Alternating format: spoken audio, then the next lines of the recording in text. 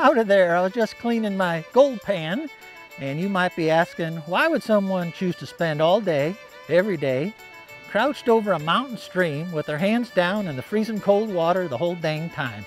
Sounds crazy, but you'd do it too for the chance to strike it rich by finding gold. Gold makes people do crazy things, so crazy that we'd say they got gold fever when they leave their comfortable homes and head to the mountains to seek their fortune. You see, there's some history to this madness.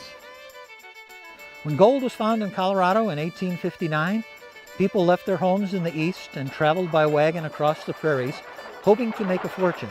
In fact, so many people came that we called it a gold rush. Thousands of people came here in just a few months. They rushed here so that someone else didn't find all of the gold first. Woo-wee, I've got gold fever too. I spend my days exploring these Rocky Mountains, looking for gold. I'm called a prospector, and a prospector's life is not easy. To join the gold rush, a prospector didn't need many things, just the right things for traveling in the mountains. I'm like most prospectors. I carry a lot of extra clothes, blankets, a tarpaulin, a frying pan, a plate, a cup, a coffee pot, coffee beans, salt pork and hardtack, a gun and a knife, and my mining tools. A pan, a pair of tweezers, a canvas bag called a poke. Woo, that's a lot of stuff. Some prospectors have mules to help them carry their supplies.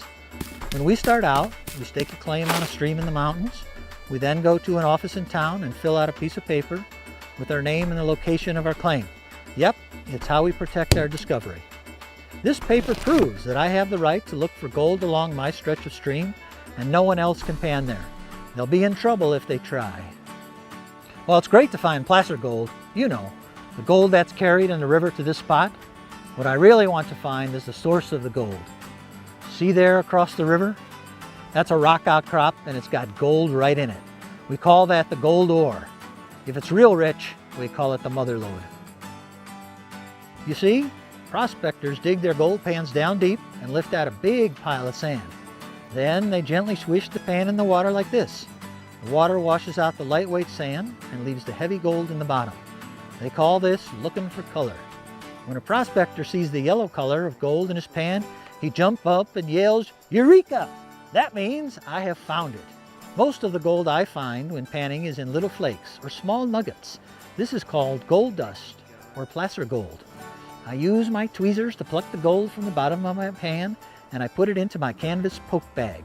I can use pinches of the gold dust in my poke to pay for things I need, like coffee and ammunition for my gun. It's kind of like leaves blowing off a tree. You see, as wind and water erode rock on a mountainside, the gold breaks free from the ore and is washed down into the streams. When I find placer gold in a stream, I follow that gold like a trail to the outcrop where it came from. When a prospector finds an outcrop of gold ore, they claim it. Then they sell the claim to a mining company for a lot of money. Hard rock mining is the kind of mining that removes gold ore from mines under the ground. It's dark and dangerous work. Don't care for it much myself. Well, that's my story. Gold fever makes a man do dangerous things. As for me, I'd rather just stay above ground, not rush too much, and just pan for gold.